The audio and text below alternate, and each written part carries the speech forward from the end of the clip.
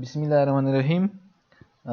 د پروګرام لیکنې بنسټونو لسم لیکچر درس ته ښه راغلاست درته وایم. په مخکیني لیکچر کې مو تاسو د دې په هکله باندې وغږېدلو څه ډول کولی شو په سکرین باندې یو میسج ښکاره کړو او د پرنټیو فنکشن مکمل جوړښت مو وویلو.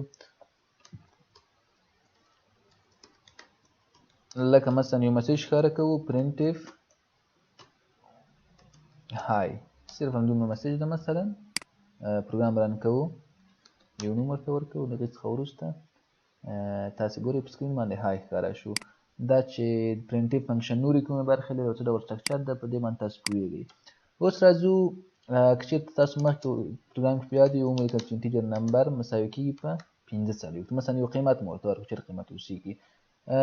دا په د پروګرام د لیکلو په وخت کې نمبر ته قیمت ورکول دي، سټیټیک انیشلایزیشن ده. څه ډول کولی شو د پروګرام د رننګ په وخت کې د دې ته قیمت ورکوم.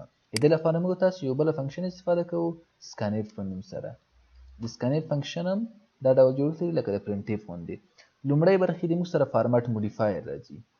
ته غواړې چې کوم ډول وریبل ته قیمت ورکړې. زه ورته زه غواړم چې انټیجر وریبل ته قیمت ورکړم. ښه، هغه انټیجر وریبل څه نوم لري؟ موږ ورته چې هغه انټیجر وریبل نمبر نوم لري. ښه، صرف نوم یې نه لیکو، د سکانف فنکشن په جوړښت کې په سټرکچر کې دا راغلي چې باید اډرس علامه هم ورسره ذکر کړو. نو اډرس اف نمبر په میموري کې چې د نمبر کوم اډرس ده په هغې باندې زه غواړم چې دا قیمت سټور کړم. کله چې کمپایلر سکانف فنکشن ګوري څه ډول تعبیر ورڅخه کوي؟ %i، یعنی پروګرام غواړي چې د کیبورډ لاره یو څه ترلاسه کړي، یو قیمت واخلي د پروګرام د رننګ په حالت کې. ښه، هغه قیمت چې واخلي په کوم ځای کې سټور کوي؟ د نمبر وریبل په اډرس باندې سټور کوي. د سکانف فنکشن هم دوه برخې لري. یو چې د فارمټ موډیفایر برخه ده، په دې کې موږ تاسو فارمټ موډیفایر استفاده کوو. دویم برخه چې ده د وریبلونو برخه ده، لیست اف وریبلز ده. نو اوس پروګرام رن کوو، راځو ګورو. تاسې ګورئ هاي، د هغې څخه وروسته پروګرام ویټینګ کوي، کرسر د موږ سره ویټینګ کوي. کله چې دا هاي مسیج ښکاره کړي دلته نمبر ته 45 قیمت ورکوي، بیا هاي مسیج ښکاره کوي، بیا نور ویټینګ کوي چې د کیبورډ لاره یو قیمت موږ ورکوي. نمبر قیمت تغییر کړو، د نمبر اوس 45 ده ته تغییر ورکړو. مثلا زه ورته وایم 9 د نمبر قیمت به اوس 9 وي. څه ډول پوه شو چې قیمت یې 9 ده؟ دلته راځو وروسته د سکانف څخه لیکو %i او نمبر. زه غواړم چې یو قیمت ښکاره کړم، انټیجر قیمت په سکرین باندې. د کوم وریبل قیمت؟ د نمبر د وریبل قیمت. په دغه ځای کې هم ښکاره کوو له هاي څخه مخکې پرنټیف %i. موږ غواړو چې انټیجر قیمت ښکاره کړو. د کوم انټیجر وریبل؟ د نمبر وریبل. صحیح. اوس راځو پروګرام رن کوو. تاسې ګورئ لومړی د نمبر قیمت څو ده؟ له هاي څخه مخکې له دغې مسیج څخه مخکې قیمت یې ښکاره کړی 45 دی. نمبر قیمت 45 ده. بیا تاسې ګورئ ویټینګ کوي، موږ د کیبورډ لاره یو قیمت غواړي.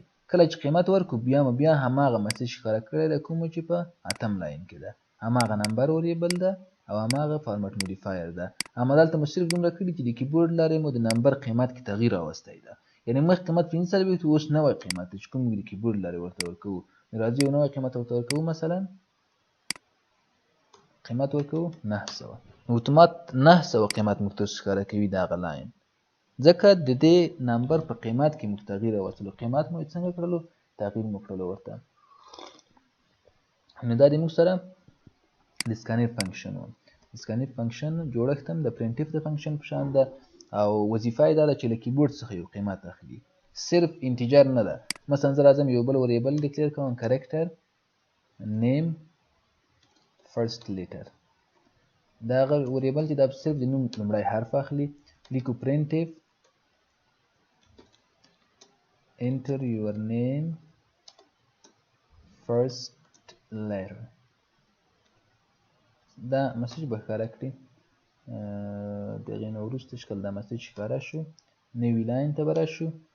اسکانف همدا فنکشن استفاده کوو چې اوس مو نوي وویله. غواړو چې د کیبورډ لاره یو کرکټر قیمت واخلو %c. هغه کرکټر قیمت به چیرته سټور کوو؟ په اډرس اف name first l، په دغې وریبل کې به سټور کوو، په دې وریبل کې. صحیح. دا قیمت چیرته سټور کوو؟ په دې کې. وروسته د کیبورډ د هغه لارې بیرته باید په سکرین باندې هم ښکاره کړو. لیکو چې %c او دلته لیکو چې د کوم وریبل قیمت ښکاره کوو؟ د name first l د دغې وریبل قیمت ښکاره کوو. اوس راځو پروګرام رن کوو. لومړی مخکینۍ برخه ده، یو قیمت ورکوو 23 بیرته 23 قیمت موږ ته ښکاره کوو. enter your names first later صحیح ده. اوس موږ ته ویټینګ کوي، همه ویټینګ یې ونه کولو. دا د ډیو آی ډي خپل مشکل ده، په دغه ځای کې ځینې وخت یو سپیس غواړي، دا د خپل هغه مشکل ده. نو د کود لیکنې مربوط کوم هغه نه ده، اوس ګورئ ویټینګ کوي. مثلا نوم ورته ورکوو، ما د نوم فرست حرف ان ده، ان مې ورکړو بیرته ان د پرنټیف په واسطه باندې ښکاره کړو. دا د پرنټیف او سکانیف فنکشن دندې وي. په لاندو کې یې یاد ولرئ. پرنټیف فنکشن په سکرین باندې یو قیمت ښکاره کوي، درې برخې لري. ټیکسټ ښکاره کولی شي، لیکنه، فارمټ موډیفایر یعنې د یو وریبل قیمت ښکاره کوي، او اسکیپ سیکوینس نوي لاین ته ځي، یا مثلا یو بیف اواز غږ کوي، یا مثلا یو ټب مخکې ځي. اسکیپ سیکوینس مربوط کړن ترسره کوي. او بله برخه چې ده لیست اف وریبلز ده، وریبلونه ښکاره کوي، لکه دا وریبل ده پرنټیف فنکشن کې، بل وریبل هم راتلی شي، بل هم راتلی شي. دلته چې موږ کوم فارمټ موډیفایرز راوستي د هغې لیست په دغه ځای کې راځي. او سکانیف فنکشن چې ده دا بیا له کیبورډ څخه یو قیمت اخلي، له کیبورډ نه یو قیمت ترلاسه کوي. د دې په مرسته یې کیبورډ نه قیمت اخلو. لکه ګورئ زه غواړم چې یو کرکټر قیمت ترلاسه کړم، په کوم وریبل کې سټور کړم؟ په اډرس اف نیم فرست ال، په دې وریبل کې سټور کوم، په دې وریبل کې ساتم. نو هغه قیمت چې موږ یې ترلاسه کوو د هغې فارمټ موډیفایر، فارمټ سپیسیفایر موږ تاسو په لومړۍ برخه کې لیکو د سکانیف فنکشن، او د هغې وریبل نوم په دویمه برخه کې لیکو. نو دا و د پرنټیف او سکانیف فنکشن. د دې ویډیو لپاره هم دومره بس ده. په راتلونکي درس کې انشاءالله چې په راتلونکو موضوعاتو باندې خبرې وکړو. ښه وخت ولرئ. السلام علیکم.